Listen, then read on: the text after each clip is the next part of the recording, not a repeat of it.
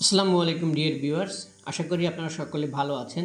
আজকে আমি আপনাদের সাথে শেয়ার করব তৃতীয় শ্রেণীর গণিত বিষয়ের একটি নমুনা প্রশ্ন, প্রথম প্রান্তিক মূল্যায়ন 2026-এর প্রশ্ন কাঠামো অনুযায়ী, এবং পাশাপাশি আপনাদের সাথে শেয়ার করব কিভাবে পড়ালে বা শেখালে শিক্ষার্থীরা পরীক্ষায় শতভাগ প্রশ্নের উত্তর করতে পারবে। চলুন তাহলে ভিডিওটি শুরু করি। আপনারা জানেন যে এবারে 70 নম্বরের পরীক্ষা হবে, বাকি 30 নম্বর হচ্ছে ধারাবাহিক মূল্যায়ন, যেটা টিচার ক্লাসে নিবে। সো এবারের প্রশ্ন কাঠামোতে প্রথমেই রয়েছে বহু নির্বাচনী প্রশ্ন, অর্থাৎ এমসিকিউ। 10টা প্রশ্ন থাকবে। সিলেবাসের মধ্যে যতগুলো চ্যাপ্টার রয়েছে সবগুলো চ্যাপ্টারের বহু নির্বাচনী প্রশ্নগুলো পড়িয়ে রাখবেন মেইন বইয়ের এবং গাইডের অতিরিক্ত যে প্রশ্নগুলো আছে সেইগুলো। সিলেবাসটা না জানলে আপনারা আমাদের ফেসবুক পেজে সিলেবাসটা পেয়ে যাবেন, কত পৃষ্ঠা পর্যন্ত রয়েছে। 2 নম্বরে রয়েছে শূন্যস্থান পূরণ করা। এখানে কিন্তু শূন্যস্থান পূরণ করা থাকবে এবং 5টা শূন্যস্থান পূরণে 10 নম্বর, আর এদিকে এমসিকিউ ছিল হচ্ছে 10টা, যেখানে হচ্ছে 10 নম্বর। তো শূন্যস্থান পূরণও আপনারা সিলেবাসের মধ্যে যতগুলো শূন্যস্থান আছে সবগুলো পড়ে রাখবেন। এখানে একটা বিষয় বলে রাখি, যে সিলেবাসে জ্যামিতি কত পৃষ্ঠা পর্যন্ত আছে সেটা একটু দেখে রাখবেন, এবং সেই বিষয়ের শূন্যস্থান, সেই বিষয়ের বহু নির্বাচনী প্রশ্ন কিন্তু জ্যামিতিরগুলো পড়িয়ে রাখবেন, কারণ জ্যামিতি থেকেও প্রশ্ন হবে, বহু নির্বাচনী প্রশ্ন হতে পারে, আবার শূন্যস্থান হতে পারে। 3 নম্বরে রয়েছে সংক্ষিপ্ত প্রশ্ন, 10টি সংক্ষিপ্ত প্রশ্ন, 10 নম্বর। সো সিলেবাসের মধ্যে সবগুলো সংক্ষিপ্ত প্রশ্ন ওদের শিখিয়ে রাখবেন, আর এগুলো প্র্যাকটিস করাবেন বাসায়, দেখবেন যে ওরা পারে কিনা। যদি কোনোটা না পারে সেই চ্যাপ্টারটা বেশি বেশি করাবেন।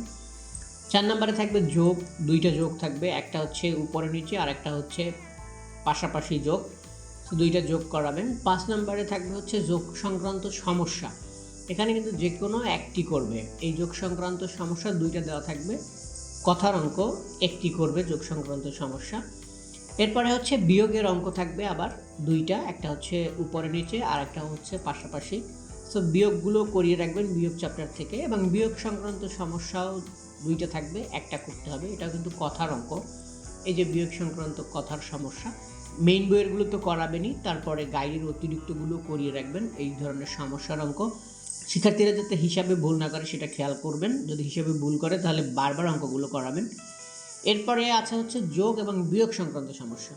এটা হচ্ছে যোগ বিয়োগ একই সাথে থাকবে একটা অঙ্কে, যেটা হচ্ছে ওদের একটা চ্যাপ্টারই আছে এরকম, সেই চ্যাপ্টার থেকে যোগ বিয়োগ সংক্রান্ত সমস্যার যে কোনো 2টা থাকবে, একটা করতে হবে। এখানে 2টা অঙ্ক আছে, কথার অঙ্ক, এর মধ্যে থেকে একটা করবে।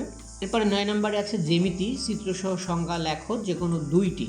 আমি সিলেবাস দিয়ে দিয়েছি জ্যামিতির বৈশিষ্ট্য সহ, কিন্তু ওদের বৈশিষ্ট্য নাও আসতে পারে, চিত্রসহ শুধু সংজ্ঞা আসতে পারে। এখানে সমকোণ, সূক্ষ্মকোণ এবং স্থূলকোণ দেওয়া আছে, এর মধ্যে থেকে 2টা লিখতে হবে, 3টা দেওয়া থাকবে। এর বাইরে আপনারা জানেন যে শিক্ষক প্রয়োজনে প্রশ্ন কাঠামোতে এবার পরিবর্তন করতে পারবে, সেক্ষেত্রে কিছু অতিরিক্ত প্রশ্ন দেওয়া আছে, কিছু আইটেম সিমিলার আছে, যেমন বহু নির্বাচনী প্রশ্ন উপরে ছিল, এখানে আরও অতিরিক্ত আছে, এগুলো ওদের পড়াবেন। এরপরে শূন্যস্থানও অতিরিক্ত আছে, এগুলো ওদের পড়াবেন। এরপরে অঙ্কে লেখাটা উপরে ছিল না, কথায় লেখো অঙ্কে লেখো, এটাও কিন্তু শিখিয়ে রাখবেন যদি আসে, শিক্ষার্থীরা যেন পারে। এরপরে 3 নম্বরে হচ্ছে স্থানীয় মান, এটাও উপরে ছিল না, এটা কিন্তু শিখিয়ে রাখবেন, কারণ বইয়ে আছে এগুলো। ক্রমবাচক সংখ্যাও বইয়ে আছে, এটাও শিখিয়ে রাখবেন। এগুলো অষ্টম, চতুর্দশ, এটার ক্রমবাচক সংখ্যা সংক্ষিপ্ত রূপগুলো লিখবে, এখানে আছে পুরোটাই কথায় লেখা, সংক্ষিপ্ত রূপগুলো লিখবে। এরপরে হচ্ছে প্যাটার্নের একটা খালিঘর আছে, এই খালিঘরের প্যাটার্নটা দেখে ওরা যাতে বুঝতে পারে কত কত পড়ে গ্যাপ। প্যাটার্নের একটা চ্যাপ্টার আছে, সেখান থেকে এটা শিখিয়ে রাখবেন, প্যাটার্ন চ্যাপ্টারটা। নামতা আসতে পারে, নামতাও কিন্তু ওদের সিলেবাসের মধ্যে, সো নামতা শিখিয়ে রাখবেন 1 থেকে 10 গড়।